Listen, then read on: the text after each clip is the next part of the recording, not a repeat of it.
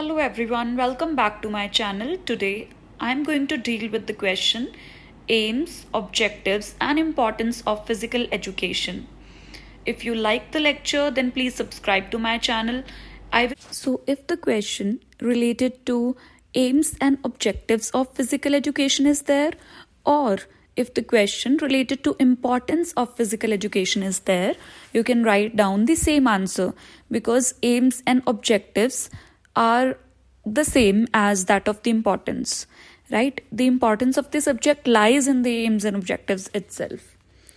Okay, so starting with the first point, physical well-being. The first aim of physical education is development of physical well-being of an individual. Regular exercise plays an important role in developing and maintaining a healthy, well-functioning circulatory system and efficient functioning of other organic systems of the body. जब हम regular exercises करते हैं तो हमारी body के जो circulatory system है या फिर जो और सिस्टम्स हैं जैसे कि रेस्पिरेटरी सिस्टम, डाइजेस्टिव सिस्टम, कोई भी जो हमारी बॉडी के अंदर के जो सिस्टम है ऑर्गेनिक सिस्टम्स हम जिनको बोलते हैं वो बहुत ही एफिशिएंटली बेहतरीन तरीके से काम करते हैं. The power of muscles and bones and the mobility of joints are geared up by the physical activity. हमारी मसल्स एंड बोन्स पावरफुल बनती हैं और जो हमारे जॉइंट्स हैं जो मूवमेंट में हमें हेल्प करते हैं वो गियर अप हो जाते हैं, चार्ज अप हो जाते हैं फिजिकल एक्टिविटीज़ की वजह से. ओवरऑल फिजिकल वेलबींग हम अटेन करते हैं through physical education. Second objective of physical education is mental well-being or mental alertness. A sound mind houses a sound body. हम जनरली ये सेइंग सुनते हैं कि एक साउंड माइंड यानी कि एक अच्छा दिमाग हमेशा घर करता है एक अच्छी बॉडी में. एक फिजिकली फिट बॉडी होना बहुत ज़रूरी है मेंटल अलर्टनेस या मेंटल वेलबींग के लिए. Physical fitness is related to mental alertness of the child.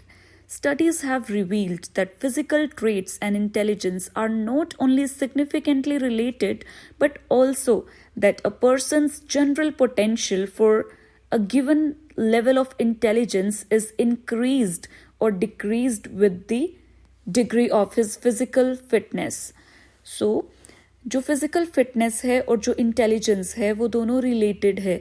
जब इंसान ज़्यादा फिजिकली फिट होता है, जब degree of physical fitness higher होती है तो उसकी इंटेलिजेंस की जो कैपेबिलिटी होती है वो भी इंक्रीज होती है.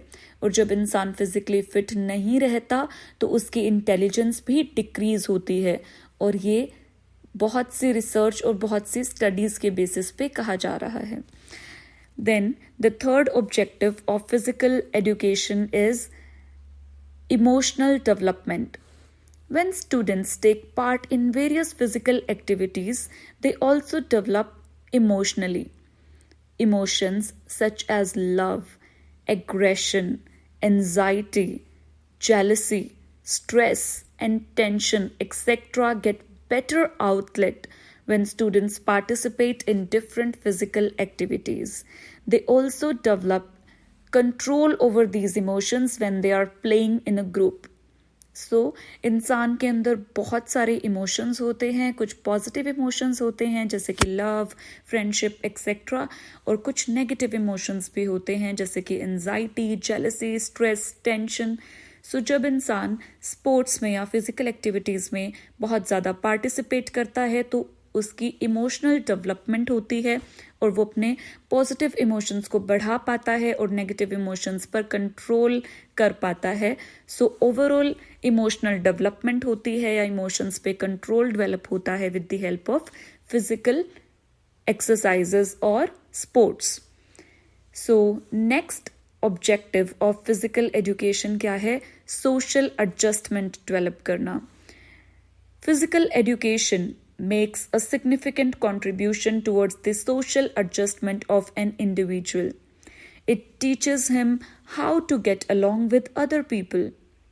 It makes him a happy, stable, and an enlightened citizen capable of performing social, vocational, and moral functions to the best of his capacity.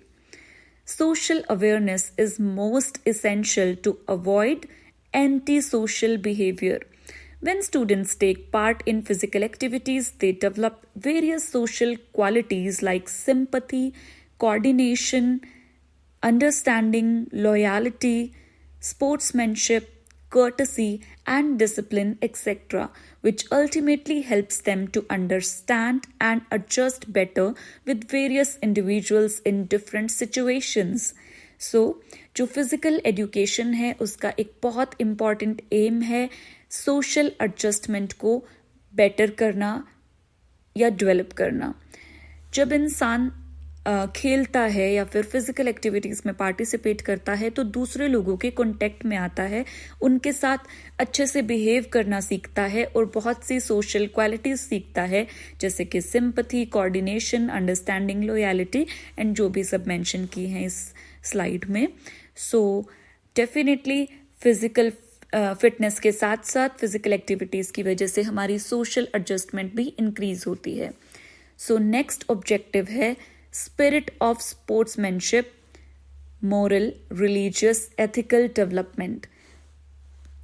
Sportsmanship is that quality of honor that desires always to be courteous, fair, and respectful. It is also interpreted in the conduct of players, spectators, coaches, and school authorities. So, sportsmanship develop होती है जब हम sports या physical activities में participate करते हैं.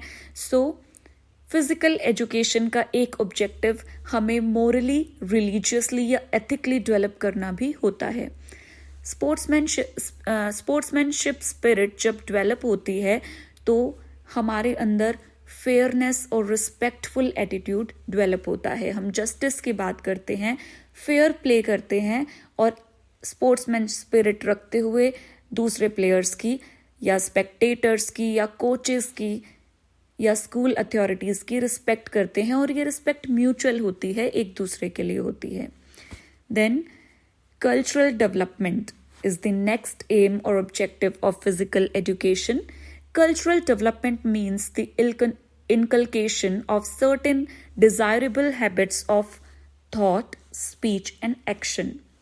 When a person participates in sports activities of his own culture and also related to other different cultures, he or she develops cultural values. So, sports या physical activities में participate करने से हमारा cultural development भी होता है. कैसे? जब हम अपने कल्चर से रिलेटेड फिजिकल एक्टिविटीज़ में पार्टिसिपेट करते हैं तो हम अपने कल्चर को ज़्यादा अच्छे से समझ पाते हैं और जब हम दूसरों के कल्चर से रिलेटेड फिजिकल एक्टिविटीज़ या स्पोर्ट्स में पार्टिसिपेट करते हैं तो हम उनके कल्चर को भी समझ पाते हैं. सो हम कल्चरल वैल्यूज़ को डेवलप करते हैं. So next objective of physical education is recreational or leisure activity. It contributes to the best use of leisure time. So जो हमारा फ्री टाइम होता है, जो हमारा लेजर टाइम होता है, उसको बेस्ट यूटिलाइज कर सकते हैं हम कुछ फिजिकल एक्टिविटीज़ या स्पोर्ट्स में पार्टिसिपेट करके. Through physical activities the child can well utilise his surplus energy and make the best of time available. So जो सरप्लस एनर्जी होती है चिल्ड्रन में या फिर जो उसका एक्स्ट्रा टाइम होता है, जो उसका लेजर टाइम होता है, वो उसे फिजिकल एक्टिविटीज़ में पार्टिसिपेट करके बहुत अच्छे से यूज़ कर सकता है, उसका बेस्ट यूटिलाइजेशन कर सकता है. This keeps the idle man occupied and does not let the unsocial behaviour develop. So Hindi में एक कहावत होती है कि खाली दिमाग शैतान का घर. जब इंसान आइडल होता है, खाली होता है, तो टाइम को वेस्ट करता है और बुरे थॉट्स भी आ सकते हैं उसको, अनसोशल बिहेवियर डेवलप हो सकता है. पर जब वो अपने उसी टाइम को, अपने फ्री टाइम को, लेजर टाइम को स्पोर्ट्स या फिजिकल एक्टिविटीज़ में यूटिलाइज करता है तो वो डेवलपमेंट में यूज़ होता है instead of anti social behaviour में. So the next objective of physical education is development of leadership skills. participating in different physical activities and sports develop the skill of leadership and in an individual. Definitely जो अच्छे sportsman होते हैं वो अच्छे leaders भी होते हैं क्योंकि उन्हें समझ में आ जाता है कि ग्रुप के साथ काम कैसे करते हैं. So the next objective of physical education is time management skills. A good sportsman is always punctual and has amazing time management skills. Thus, participation in physical activities and sports help an individual to manage the overall time of his day effectively and efficiently. So, एक good sportsman normally हमेशा हम देखते हैं कि बहुत punctual होता है. सो उसकी टाइम मैनेजमेंट स्किल ना सिर्फ स्पोर्ट्स से रिलेटेड पर पूरे दिन की एक्टिविटीज से रिलेटेड बहुत एफिशिएंट और इफेक्टिव हो जाती है. Then the next objective is discipline development. Great educational leaders like Swami Vivekanand have emphasized on the importance of self-discipline. A child can develop self-discipline skills with the help of participation in physical activities and sports. So, हमेशा ये ज़रूरी नहीं है कि दूसरे हमें सिखाएं, चाहे हमारे टीचर्स हो चाहे पेरेंट्स हो, वो हमेशा हमें सिखाए डिसिप्लिन में रहना. जो ग्रेट एजुकेशनल लीडर्स हैं, जैसे कि हम एग्जाम्पल के लिए बता सकते हैं विवेकानंद जी, उन्होंने हमेशा सेल्फ डिसिप्लिन की बात की कि इंसान में खुद में एक डिसिप्लिन होना चाहिए. और यूजुअली जो लोग स्पोर्ट्स में या फिजिकल एक्टिविटीज़ में जैसे कि जिम में या स्पोर्ट्स में किसी भी तरह की फिजिकल एक्टिविटी में बहुत रेगुलर होते हैं, वो सेल्फ डिसिप्लिन को अटेन कर पाते हैं. So the next objective of physical education is overall personality development, the bigger aim.